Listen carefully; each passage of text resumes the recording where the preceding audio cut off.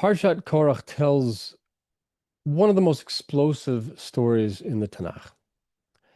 Korach is a member of the tribe of Levi, stages a rebellion against Moses and Aaron, challenging their leadership and claiming that all of the people are equally holy.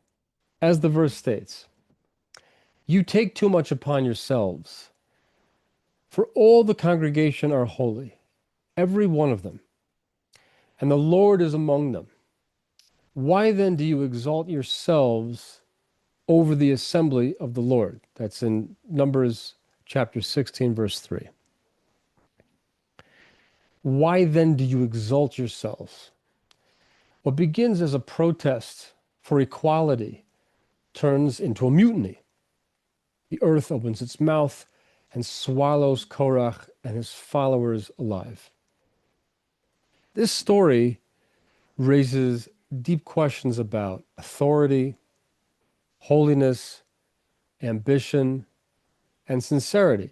It forces us to ask, when is rebellion noble? And when is it toxic? When does a call for equality mask a hunger for control? And how can we discern real leadership from self-serving charisma? These are questions that reach far beyond ancient Israel. For Noahides today, living outside of the Jewish covenant but seeking closeness to Hashem, the themes of Korach, spiritual sincerity, humility, and truth, are intensely relevant. In a world where rebellion is celebrated and structure is constantly being questioned, how do we tell the difference between authentic moral courage and ego-driven defiance? In Parsaht Korach, a charismatic man rises up with 250 followers. He questions authority. He calls for equality. He speaks a language that sounds modern, progressive, even just. All of the congregation is holy. Why do you elevate yourselves? Rav Elchanan Wasserman, in his Kovetz Ma'amarim, writes that many secular ideologies that claim to be about justice or progress are at their core fueled by envy and pride. Now, he's writing from the turbulent setting of pre-Holocaust Eastern Europe, amidst the rise of socialism, communism, and radical secularism. Rav Elchanan saw firsthand how unrefined character traits could masquerade as moral revolution. He warned that when personal character traits, especially jealousy, are not refined, they can be channeled into ideological fervor that tears societies apart. Korach is the archetype of this danger, an ideological rebellion born from personal grievance. As Rabbi Samson Raphael Hirsch explains, in Jewish thought, public office dignifies the server because it entails service of the community. The bearer of the office does not control others. He serves them. Just relating to that accusation that he leveled at Moses and Aaron. This is precisely the inversion that Korach failed to grasp. That true leadership is not about dominance. It's about devotion. Now, let's consider a modern example. Think about social media today. Platforms like Twitter and TikTok have democratized influence. Anyone can have a voice. All you need is a microphone. Anyone can go viral. On the one hand, it's very empowering. On the other hand, it creates a culture in which the loudest or most extreme voices dominate, often under the guise of truth-telling. Sometimes you'll see it in a YouTube thumbnail. Now it can be told. I can't stay silent any longer. These kinds of things. Now, we're asked to believe in a false reality that the number of followers or subscribers someone has is a measure of the truth and authority of their message. For instance, a young influencer might amass millions of followers on TikTok by promoting outlandish opinions or polarizing content. Despite the virality, we see that the message can lack depth or accuracy or ethical grounding. Yet the sheer visibility lends them a false sense of legitimacy. And this confuses many people into mistaking popularity for truth. But truth isn't determined by likes, by retweets, or by views. It's measured by integrity, wisdom, and moral clarity. When a person calls out another for hypocrisy or for the abuse of power, we can ask, is this really about accountability, or is this about clout? About replacing someone else's prominence with your own? Korach's language sounded very righteous. We're all holy. So why do you get to be the leader? But Moshe heard something deeper. The Midrash tells us that Korach was driven by the fact that he felt slighted when a different cousin was given a position of leadership over him. His ideological claims cloaked a personal resentment. Now, this happens all the time today. An activist speaks for justice, but their personal animosity drives the campaign. A CEO preaches fairness, but claws for prestige. And even in religious communities, someone may speak of truth and purity while secretly harboring a desire to topple someone else's influence. The Torah's brilliance is that it understands human complexity. We're not just political beings. We're spiritual beings.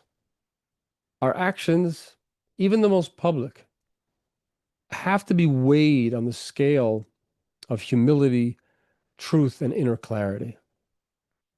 Let's go a little bit deeper.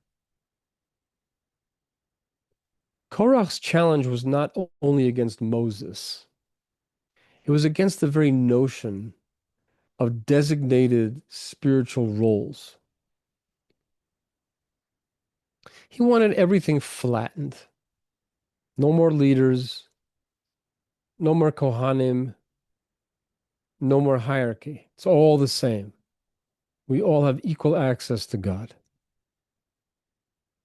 And in a certain way, he's not wrong. Judaism teaches that every human being is created b'tselem Elokim, meaning in the image of God. Every person has dignity. Every person has access to prayer. But, and this is crucial, access is not the same as assignment. There are two ways that God governs the world: through a straight path and through a circular one. The straight path signifies order, clarity, and designated roles. It's a system in which individuals serve distinct functions in harmony. This might look like respecting traditional leadership, embracing specific responsibilities, and submitting to a structure that's greater than oneself. The circular path, meanwhile, symbolizes unity, compassion, shared belonging. where all are embraced around a common spiritual center. We're all equidistant from the center. Now, the truth is that both paths are divine paths. Both paths represent specific types of divine guidance of the world, divine governance, let's say. But the Torah emphasizes that Hashem has chosen the straight path to guide this world, because it creates the conditions for justice, accountability, and meaningful differentiation. Korach's rebellion sought to flatten these distinctions and replace structure with a vague ideal of sameness. Now, this might sound compassionate, but it risks dissolving the clarity that spiritual life requires. Without defined missions, confusion and rivalry follow. Real peace and inclusion do not emerge from erasing differences, but from honoring each person's unique role within the whole. Not everyone's assigned the same role. Moses didn't make himself leader. If you remember from Exodus, he was very reluctant to assume that role. He was chosen. Aaron didn't crown himself. God crowned him. What Korach missed, and what many today miss, is that spiritual life isn't about grasping at position. It's about responding to mission. Your mission might not be glamorous, but it's yours. And if you abandon it to grab someone else's, you'll fail. And that's why Moses responds so calmly. Tomorrow, God will make known who is his. He wasn't panicked. He wasn't defensive, because he knew if I'm here to serve God, he'll decide. For Noahides, this is a very powerful message. You don't need to be a rabbi. You don't need to be part of a system of commandments that doesn't belong to you.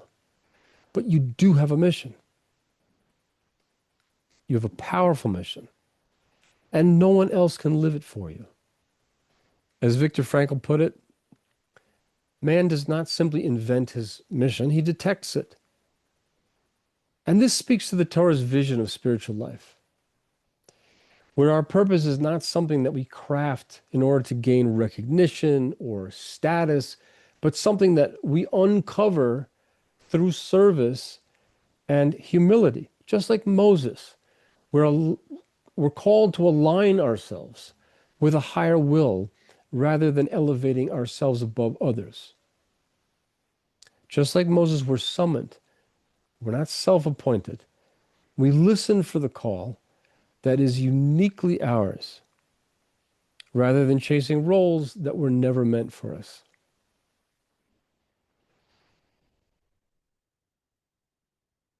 And there's another layer here. What happens to community when speech turns divisive? Korach gathered 250 people. He created a spectacle. The Talmud says that one of the sins of Lashon Hara, destructive speech, is that it tears down trust in a society. It pits one person against another. It creates factions, suspicion, and cynicism. The Baal Shem Tov famously taught, just as God looks down from heaven to see if there's peace amongst people, so too the evil inclination, the Yetzer Hara, looks to see if there's division, and then it enters. In other words, division is a spiritual breach. It creates a vulnerability where ego, envy, and chaos can rush in. We know that our words can either build or destroy. Our speech can unite or can fragment. In an age of social media smackdowns, public shaming, and performative outrage, Korach is more relevant than ever. We need people who stand for truth, not spectacle, for healing, not division, for humility, not applause. Moses didn't seek his role. It sought him. That's what we have to understand about life, is that the purpose and mission that we've been given in this world, we need to be receptive to hear what it is, and like Moses, to accept it. Korach grasped at power, and what happened? It swallowed him. The Torah teaches that rebellion can be holy, but only when it is guided by humility, not ego. For Noahides, this is an invitation to live with integrity, to speak with honesty, to fulfill your unique calling without jealousy or comparison. Don't grasp at what's not yours. Instead, deepen what is yours. The world doesn't need more influencers. It needs more truth speakers, more givers, more quiet strength. And that may be the most revolutionary act of all. May we be so blessed.